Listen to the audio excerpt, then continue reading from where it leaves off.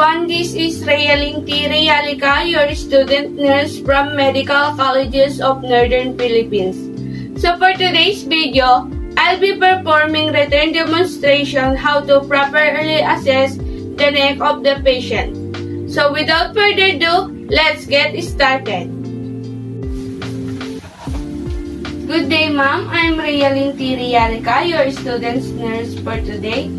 So, ma'am, verification lang po, ma'am. May I know your name po? I'm Kusenia Realica. How about your birthday po, ma'am? March 20, 2014. Okay po. How old are you na po? I'm 8. Okay, ma'am. So, for today, ma'am, I'll just explain the procedure that I'll be going to you. I'll be assessing your neck, and for me to able to assess that, I'll be able to touch the certain parts of your body, especially in the neck. So, is it okay to you, ma'am? Yes.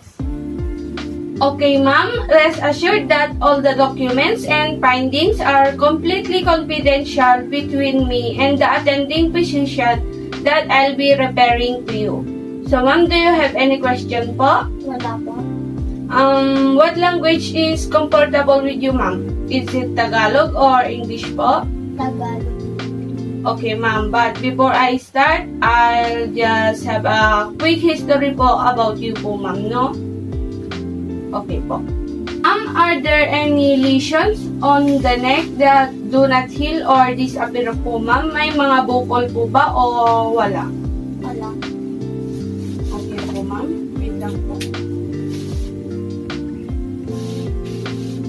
How about po sa difficulty po, ma'am? Nahihirapan po ba kayong i-move yung neck? Wala.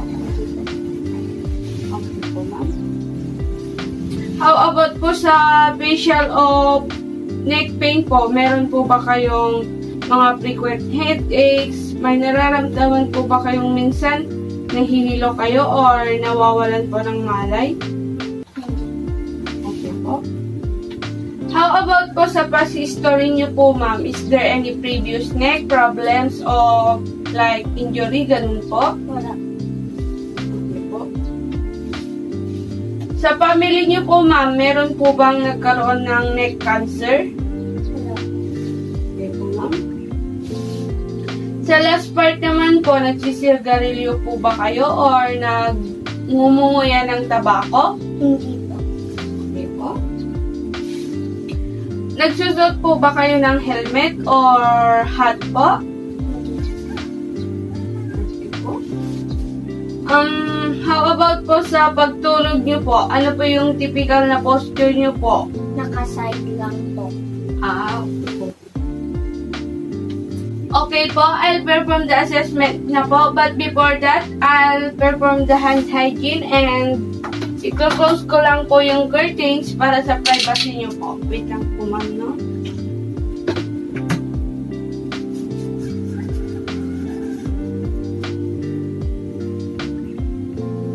Next is to assess the neck muscles. Ask client to hold the head erect. Inspect neck muscles including sternocleidomastoid muscle and trapezius muscles or abnormal swelling and masses. Next is to inspect the ability of the patient to move his neck. Ask the client to move her chin to chest and then tip head back as far as possible. Next, ask the client to move head to each ear to the corresponding shoulder. So, ma'am, relax lang po kayo, ma'am, ha? So, ma'am, pwede po ba kayong tumingin sa taas? Dito naman po sa baba. Dito naman po, ma'am. Dito naman po, ma'am, sa kabila. Ma'am, pwede niyo po ba akong gayahin, ma'am? Ganun po kayo. Ganun po. Okay po, ma'am. Ma'am, do you feel tenderness or pain po nung ginawa niyo po yung procedure po? Hindi po. Okay po, ma'am. Next is assess muscle strength. Ask client to turn the head to one side against the resistance of your hand. So, ma'am, hahawakan ko lang po yung mukha niyo, ma'am, ha? So, ma'am, relax lang po kayo, ha? Sa kabila naman po. Okay po. So, ma'am, this is to determine the function of sternocleidomastoid muscle. Next is ask client to shrug the shoulders against the resistance of your hand.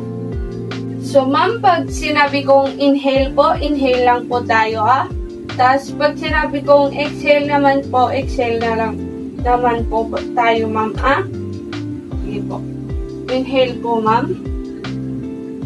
Exhale po. Ulitin lang po natin, ma'am. Inhale po ulit. Exhale po.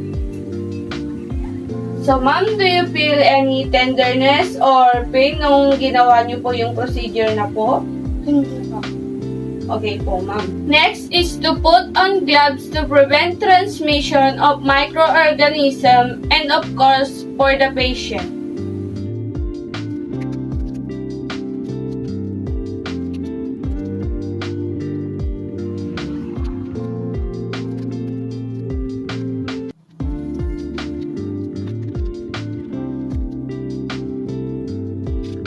Assess lymph nodes. Palpate entire neck for enlarged lymph nodes. Face the client and bend the client's head slightly forward to the side being examined. Palpate nodes using the pad of the fingers. Move the fingertips in a gentle rotating motion, starting from the pre-auricular, post-auricular, and occipital. When examining the submental and submandibular nodes, place the fingertips under the mandible on the side nearest the palpating hand, and pull the skin and subcutaneous tissue laterally over the mandibular surface so that the tissue rolls over the nodes. So, ma'am, allow me to touch your face po. So, ma'am, I'll be palpating the preauricular node, which is front of the ear.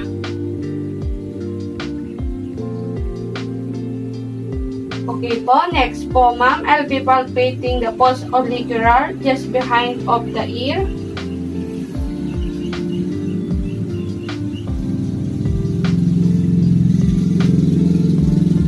Then the occipital nodes.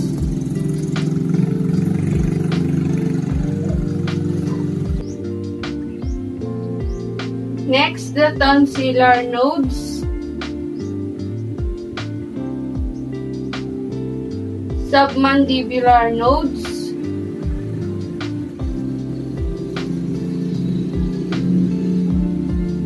submental nodes,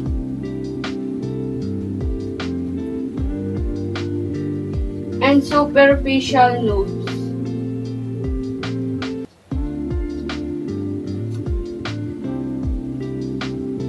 Next, to palpate for the supraclavicular nodes, have the client bend the head forward to relax the tissues of the anterior neck and to relax the shoulders so that the clavicles drop. Use your hand nearest to the side to be examined when facing the client. Use your free hand to flex the client head forward if necessary.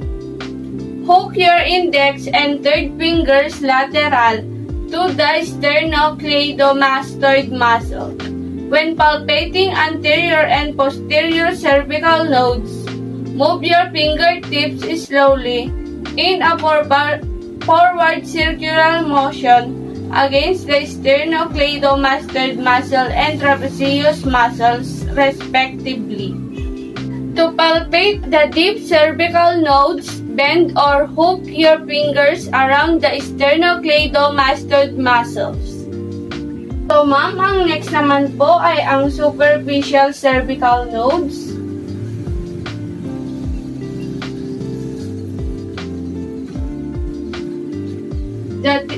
the deep cervical chain nodes,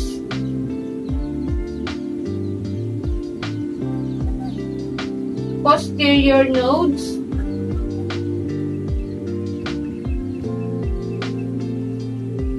supraclavicular nodes,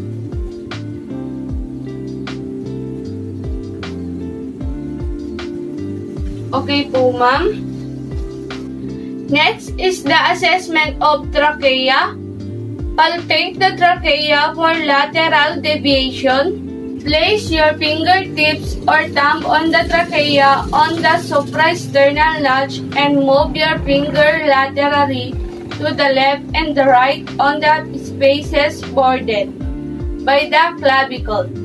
Anterior aspect of the sternocleidomastoid muscle and trachea. So, ma'am, ang next na i-assess ko po ay ang iyong trachea para malaman po natin kung dent po kayo at posteriorly ko po siya ipapalpate.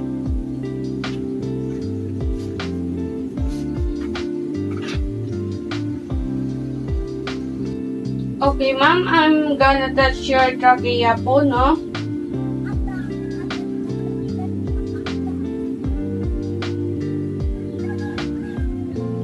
Palpate ko lang po, ma'am, no?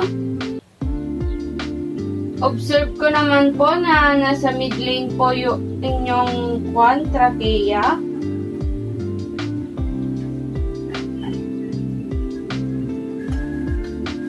Ma'am, pwede po ba tayong lumunok?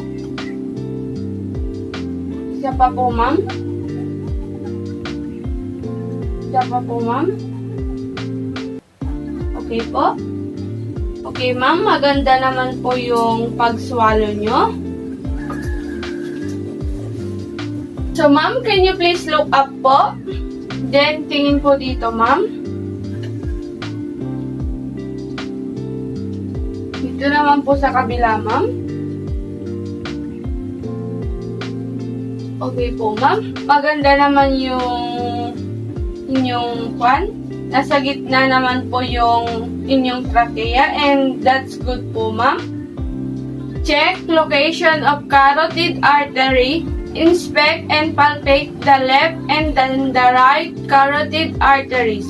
Only palpate the carotid artery at a time. Use the bell of the stethoscope to auscultate the arteries for presence of carotid growth.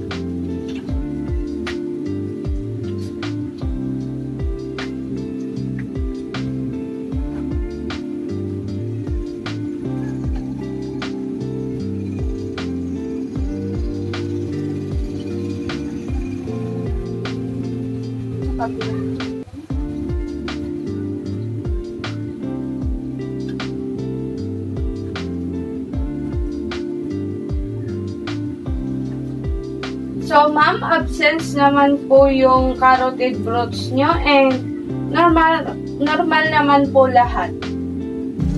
Next is to assessing thyroid gland. Inspect thyroid gland, stand in front of the client and observe the lower half of the neck overlying the thyroid gland for symmetry and visible muscles. Ask client to extend the head and swallow. Offer a glass of water to make it easier for the client to swallow. This action determines how the thyroid gland cricoid cartilages move and whether swallowing causes a bulging of the gland. So, ma'am, can you please sip water? Then, hold nyo lang po. Pwede po pataas.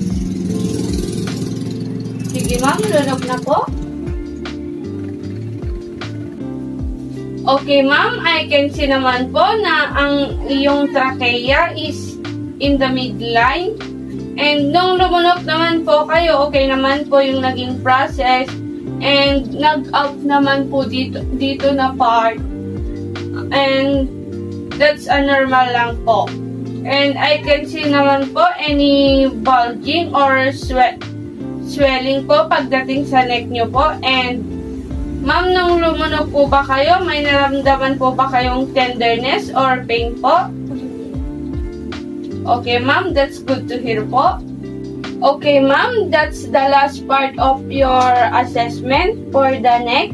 If you have any question or clarification or if you felt anything in your health, I'll be referring to your attending physician po and siya po yung mag-e-explain ng lahat ng things na kailangan nyo pong malaman.